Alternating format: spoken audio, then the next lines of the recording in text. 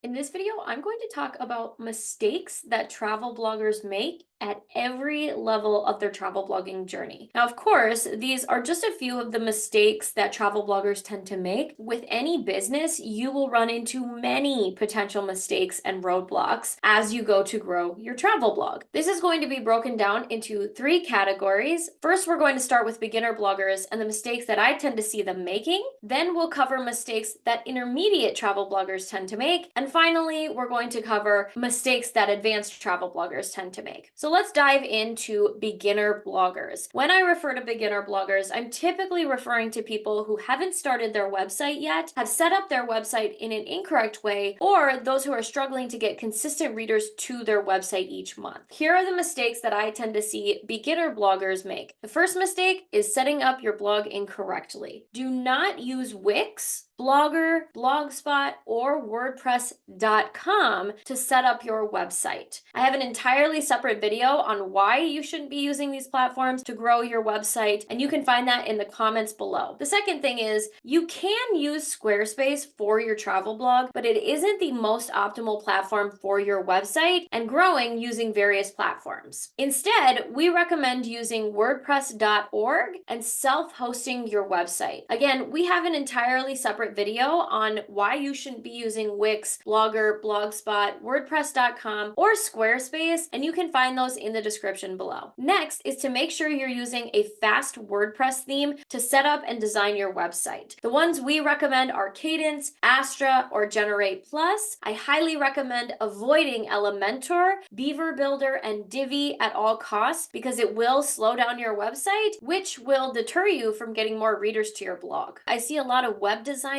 recommending Elementor, and unfortunately, it is just not the right page builder that you should be using unless you know how to code your own website and make sure that it is optimized for loading quickly. The second mistake that I see new travel bloggers making is using their website as a diary. They'll tend to write diary style posts instead of information-led content. Of course, you should be including your personal experience and some stories here and there, but above all, people came to your website to find information, not necessarily to read about you and your personal trips. Unless you have a major following in another platform and people are coming to read your personal stories, you have to think about your readers and what they are looking for to help solve their problems. To be clear, if you are not looking to turn your blog into a business, you can write whatever you would like. You can treat it as a diary if you want. If you're looking to make money from your website, you need to have a balance. And the third mistake that I see new travel bloggers making is that they try to use Instagram to get website visitors. While Instagram works for maybe 1% of the users on their platform, it is statistically the worst place to promote your blog posts. There are so many other platforms that are easier to get people to click through to your website. The reason being is because Instagram, TikTok, Facebook, these platforms don't want their users to leave their platform and go somewhere else like your website. So consider this when you're determining how you're going to get readers to your website. There are so many other ways,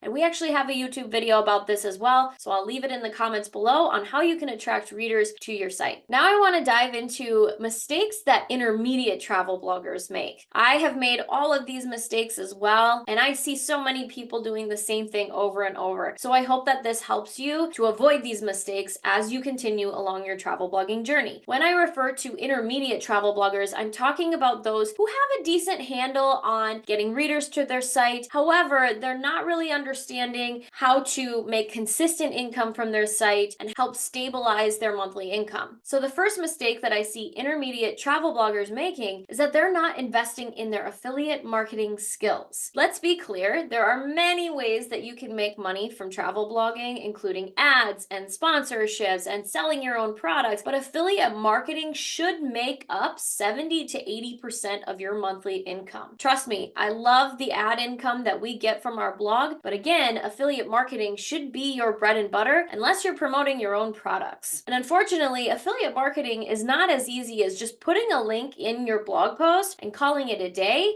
you need to know the strategies behind affiliate marketing. So be sure to invest in your affiliate marketing skills and learn more about it. This is something that we go into depth with in our course, Scale Your Travel blog. I will leave a link in the description below for that as well. Another mistake that I see intermediate travel bloggers make is that they pay too much attention to the scores that are given by various SEO tools. For example, they spend way too much time caring about their DA, which stands for Domain Authority. It's a made-up score that a company called Moz gives each website on the internet. Unfortunately, these numbers will hold you back more than you will ever think, especially right now with the way that Google has changed. They don't care as much about your domain authority. They care about the content that you're providing for people. To be clear, you should invest time in growing your authority, but the domain authority score is not a representation of how much Google trusts you. It's an estimated guess from a company that Google cares nothing about. So make sure that when you are growing your authority with Google, that your DA, your domain authority, doesn't bog you down from going after different keywords that you certainly could rank for. Another thing that intermediate travel bloggers will do is that they give too much value to the scores and the volume that keyword research tools are giving them. For example, if you have Key Search or Ahrefs or SEMrush, these software will give you different numbers associated with different blog post topics. If you focus too heavily on these numbers, you will actually hold yourself back from targeting keywords that you could actually rank for and that these keyword research tools are scaring you away from. So make sure that you do your own SEO research using search engines to determine which topics you could write about and rank for. Another mistake I see intermediate travel bloggers make is that they are too afraid to invest their money into things like site audits, coaching, and team members. When I first started travel blogging, I was really nervous about investing in my skills because first, I didn't know if this was actually going to work for me. Second, I didn't know who I could trust. And third, when I finally did invest in my blogging skills, I took several courses that were really big letdowns. So I had such a bad taste in my mouth about investing in my skills that actually held me back for 5 years. That's 5 years of time that I could have been making really good money from my blog, but I refused to invest in myself because of the reasons I just stated. Although you probably know about blogging, there are so many more things that you can learn. It is important to be a sponge for blogging advice and tips and make sure that you're testing them out yourself and continuously investing in the information that other people have. If you are not at the place that you want to be with your blogging income, that means you need to continue learning. Even for us, where we are with our travel blogs and our online businesses, I am continuously investing in my skills because there's always more that you could learn. I want you to imagine a musician who refuses to invest in voice lessons, a guitar, or even learning how to attract more listeners and sell more albums. Even the greatest singers and musicians in the world are continuously investing in these things because they know they can always learn more and better their skills. And that leads me into the fourth mistake that I see intermediate travel bloggers make. They assume that they already know everything. And it's important to remember that you don't know what you don't know. That was a huge block for me, especially as we scaled our income and realized that, hey, this blogging thing, it works. But there's so much more to know about it. So if you're in that same place, make sure that you're investing in your skills and being open-minded about the new things that you can learn and implement into your blogging process. Finally, I want to talk about common mistakes that advanced bloggers tend to make. The first is that they aren't focusing more of their attention on growing their email lists and learning more about email marketing. Ignoring email marketing is like refusing homeowners insurance. Without it, you are at the mercy of whichever platform you're getting your readers from. There has been so many changes in the content creator world over the past few years. This is anything from Pinterest changing their algorithm, to Google changing their algorithm, to Instagram introducing a paid tiers system in order to reach your audience. There are always things that are changing in this space, and it's important to harness the traffic that you earn from these platforms you don't own into traffic that you own, like an email list. Email marketing is actually super fun, and you can be a lot more candid with your audience there. You can tell them personal stories. You can tell them more about why you are connected to these products and services, and you can make a heck of a lot more money with your email list than you can with your blog. And unfortunately, a lot of people don't know that, understand it, or believe it. So this is me telling you, start your email list. If you haven't yet, we have a video for this on our YouTube channel. I'll leave it in the comments below. The next mistake that I see advanced bloggers making is that they're not tracking exactly where their money is coming from. You should know which blog posts are bringing you what kind of income and from which source. That way you can replicate it. You can track those earnings to make sure that month over month they are holding steady or growing, and to have a better understanding of your business as a whole. Consider a restaurant who is making money from various products on their menu. What if they didn't know which items or food options are making them the most income? That would be pretty detrimental to their business. So you need to treat your blog like a business as well and understand where your income is coming from. You can do this several ways. There are many software that can help you track where your income is coming from, but you can also do this yourself in your Google Analytics dashboard. It's actually a group coaching call that we conducted in our course Scale Your Travel Blog, and if you're a coaching student, you can gain access to that call. Again, the information is in the comments below. The final mistake that I see advanced travel bloggers make is that they are not focusing more on the content and topics that bring them the highest ROI, which stands for return on your time or money invested. For any business, this is crucial. You should be doing the things that are going to make you the most money. For example, if I'm writing about various destinations, including Thailand and Bali and Bora Bora and California, I want to understand which destinations are making me the most money, because I can plan my trips around that, and I can also write more content around that. Additionally, if you're seeing that certain posts are making you a lot of affiliate income, you need to be concentrating on more posts that model that same information,